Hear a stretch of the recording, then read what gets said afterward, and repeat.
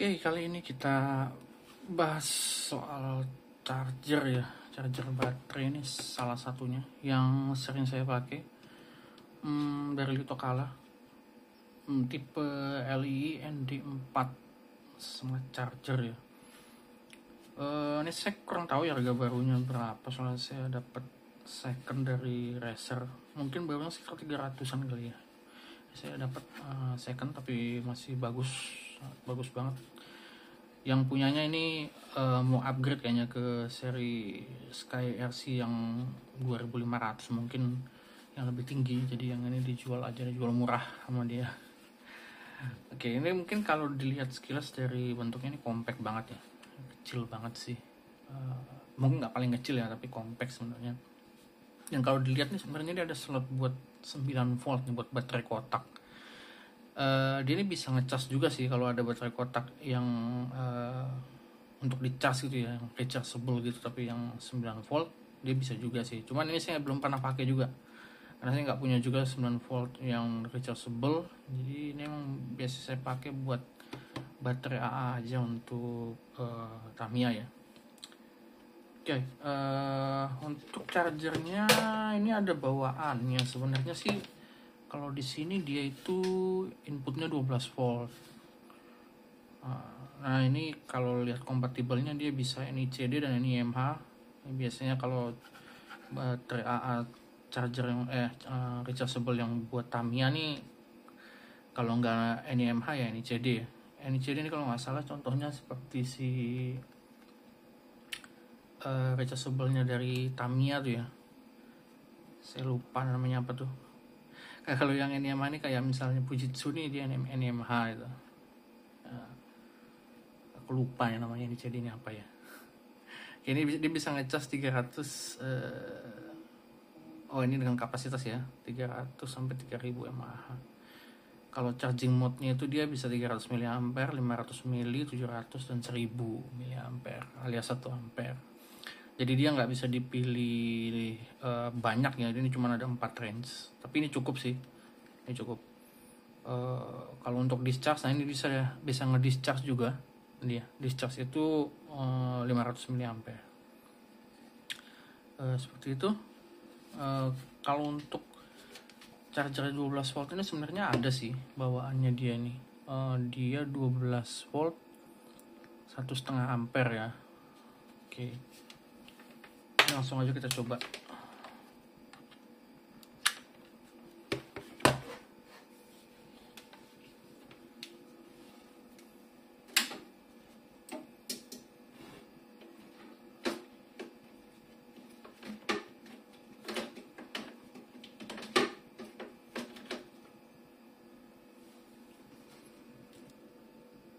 Nah, tadi sudah nyala, ini 0, tulisannya 0, bukan dia rusak ya atau gimana, enggak. Ini memang karena belum ada baterai sama sekali yang masuk di sini, dia jadinya 0.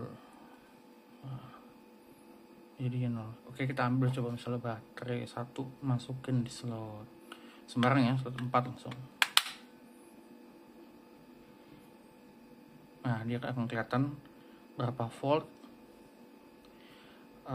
durasi lama yang setelah dilakukan charge gitu ya, ini berapa lama, kemudian dia ngecas sebanyak berapa mAh yang dimasukkan ke baterai ini. Nah, modenya itu ada charge, ini kalau ditahan lama bisa dipilih, ada mode charge, discharge, kemudian ada menu, ini ditahan lama lagi, charge, discharge, kemudian ada refresh. Nah, dia ada refreshnya nih. Ada refresh, kemudian ada mode tes. Mode tes ini untuk ngetes kapasitas baterai sih. Dia sebenarnya mungkin dicas satu-satu ya. Mungkin ketika dicas ini kita bisa pilih charging current tadi 300 mAh, 500 mAh, 700 dan 1000 mAh. Oke, kemudian kalau discharge, nah itu bisa dipilih juga nanti. Ini sebenarnya discharge-nya nanti misalnya kita biarkan aja, dia nanti akan discharge. Nah, discharge sekarang tuh sebenarnya nggak bisa dipilih, dia tuh di 500 mAh gitu. Jadi modenya ini kalau untuk ngaktifin modenya dibiarin aja selama beberapa detik, dia akan otomatis, misalnya tadi di sini dicas ya dicas, kalau dicas dicas. Misalnya nih saya ganti lagi ke cas, kita mau cas di 500 mAh, ini dibiarin aja. Nah, dia ngecas dengan charging current di 500 mAh. Nah, ini modenya bisa terpisah-pisah nih. Saya masukkan baterai di 2, 3, 4, 1, 2, 3, 4 ya. Nah, ini bisa dipilih masing-masing nih. Jadi misalnya yang satu ini bisa cas, kita diemin aja. Nah, yang 2 ini kita ganti jadi discas.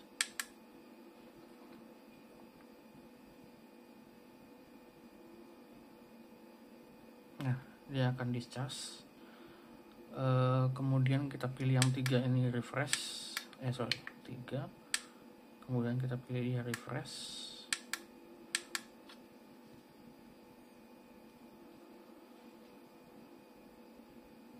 Nah, sambil menjelaskan ini, mode refresh ini dia itu akan dicas, kemudian akan didiscas setelah full, kemudian dicas lagi, kemudian dicas lagi.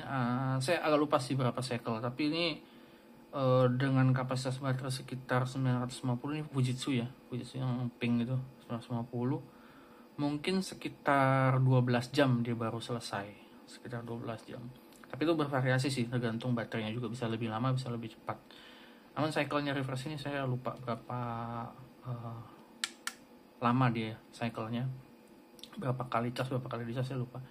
Tujuannya ini adalah untuk memperbaiki ya, mungkin ini baterai yang sudah lama nggak dipakai, atau mungkin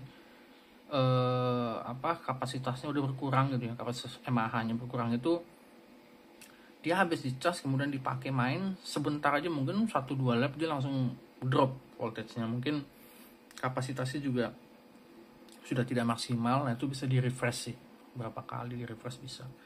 Dan kalau refresh ini kita juga bisa ngatur charging current-nya. Nah, kalau misalnya kita biarkan, nah dia ngecas di 500 mAh, dia ngecasnya bisa diatur berapa mAh, tapi untuk discasnya dia di 500 sih untuk discasnya. Nah, kemudian yang 4 kita pilih misalnya modenya tes ya.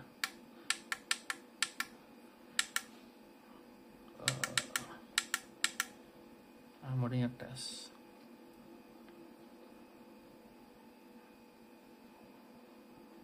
Nah, tes ini dia ngecas sampai penuh, kemudian ngediscas. Nanti akan dibaca sebenarnya kapasitas asli si baterai ini berapa, kemudian voltasenya sebenarnya berapa, realnya gitu caranya. Jadi kita bisa tahu nih kondisi baterainya masih bagus apa enggak gitu. Nah, itu salah satu kelebihan. Ini bisa pisah-pisah nih, yang satu charge, 2 discas, 3 refresh, 4 tes. Nah, dia bisa macam-macam, nggak cuman satu mode untuk semua. Ini dia dedicated ya, terpisah-pisah gitu. Nah, tapi gimana kalau misalnya saya ini mau semuanya ini ngecas semua gitu, atau semuanya refresh semua? Nah, ini dibalikin kondisi awal dulu. Caranya gampang, dicabut aja nih, dimatiin dulu dan kondisi baterainya masih di sini. Nah, ini saya cara ini sih, ketika dia colok pertama kali ini, nah dia nanya nih modenya mau apa. Nah, ini kita bisa pilih dulu nih, misalnya kita mode refresh, charging current-nya kita bikin 500, diemin aja dulu, jadi diamkan dulu. Nah, ini 4-4-nya langsung refresh. Itu juga sama sih, kalau nanti mau dibikin charge semua ya sama seperti itu caranya. Dan kalau udah kayak gini nih, mau dibikin terpisah lagi masing-masing bisa juga. Nah, misalnya ini kan udah refresh semua, yang 2 kita mau cas doang. Nah, ya udah yang kedua ini kita bikin modenya cas. Nah, ini setelah didiamkan, nah berarti yang 2 dicas, yang lain refresh. Yang refresh ya. refresh, hanya 2 yang cas. Nah seperti itu. Nah mungkin kurang lebih seperti itu fiturnya ya. Nah ini kalau kita ngecas ya, modenya cas. Oke, saya balikin dulu deh semuanya biar cas dulu.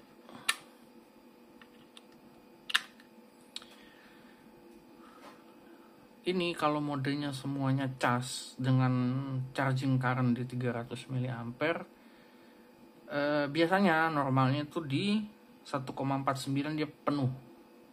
Ini kenapa 150 nih, karena memang tadi charging currentnya saya utak-atik ya, ada yang bisa sampai 152 gini ya. Luar biasa sih sebenarnya sih. Nah ini kan 150 di N, 151N gitu ya, 152N. Nah ini bisa dipakai juga mungkin seperti ngebom voltage ya. Mungkin kita pengen tuh sebenarnya mobil nih diturunin langsung kenceng banget gitu ya, mungkin minta 1,5 berapa gitu ya. Biasanya kan mentok 1,49, 1,5, mungkin mau 1,52, 53 kayak gitu ya. Nah ini bisa sih dia, mungkin ketika di cas, ini kan kalau dia ngecasnya dengan 300 mA ini padat dia, kapasitasnya dimaksimalkan gitu. Nah tapi kita bisa ngecas juga kan, misalnya dengan currentnya kita bikin 1000 mA. Nah ini biasanya kalau udah mau penuh itu mungkin sekitar 1,48 kayak gitu, 1,459, langsung dicas pakai 1000 mA. Ini naik terus dia nih, 151, 152, nanti sampai mentok. Itu beda-beda sih, mungkin sekitar 152, 53, mungkin 155 mungkin gitu ya, tapi saya belum sih 1,55, kayaknya 154 tuh udah berhenti dia. Nah ini cuman dicas dengan 1000 mA ini baterai kan panas. Nah rekomendasi ketika udah dibom ke 1000 mA gini tuh pakai kipas aja di sininya nih, tapi nggak pakai juga nggak apa-apa sih. Nah ini kalau dia udah 1000 mA terus penuh, udah N gitu ya, langsung dilepas, taruh ke mobil, lah itu pasti kencang dia. Cuman ya ini voltage-nya nggak akan bertahan lama kalau si baterai ini nggak benar-benar padat, atau baterainya memang sudah lumayan lama lah umurnya, bukan baterai baru lagi gitu ya. Nah itu nggak akan tahan lama sih, mungkin 3 lap abis itu langsung jatuh. Nanti setelah dicek di sini mungkin udah tinggal 1,2, 1,3, bisa seperti itu kan. Nah itu pentingnya kapasitas baterai itu yang padat juga. Nah ini dia sampai 155 yang satu, nah dia N. Nah 155 ini langsung taruh gas, nah ini pasti kencang gitu. Nah itu kelebihannya si charger ini. Mungkin seperti itu ya. Oh iya, kalau saya sih biasanya kalau mau di refresh itu kan lama, biasanya malam sih, ditinggal aja sampai besok. Mungkin sekitar 12 jam pagi udah bisa diambil lah gitu ya. Dan refresh ini saya biasanya nggak cuma sekali, mungkin beberapa kali itu. Beberapa kali nanti akan kelihatan sih biasanya kalau sudah beberapa kali itu.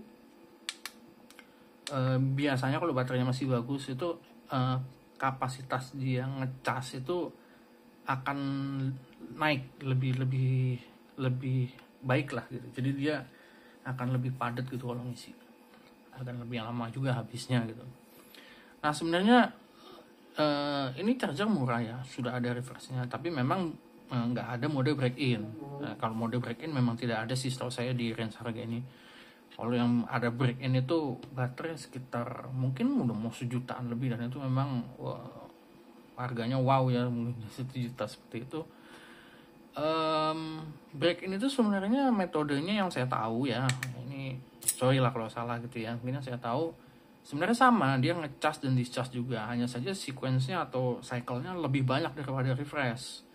Mungkin kadang kalau dia nge-break-in tuh mungkin ada yang hampir seminggu tuh sebenarnya nge-break-in. dan dijaga dengan kipas supaya ininya gak overheat si baterainya. Nah itu kalau dia ada mode break in ya seperti itu. Sebenarnya bisa aja sih kalau kita mau pakai refresh beberapa kali ulang-ulang, tapi memang hasilnya nggak sebagus dengan mode break in yang memang di sequence sudah diatur otomatis, dan ya charge discharge-nya itu beruntutan terus sampai selesai. Kalau kita refresh seperti ini kan pasti nanti ada yang terputus ya, ada yang terputus kemudian di refresh lagi. Nah itu sebenarnya yang bikin hasilnya kurang maksimal. Tapi bisa lah sebenarnya dengan refresh ini memperbaiki kinerja baterai gitu.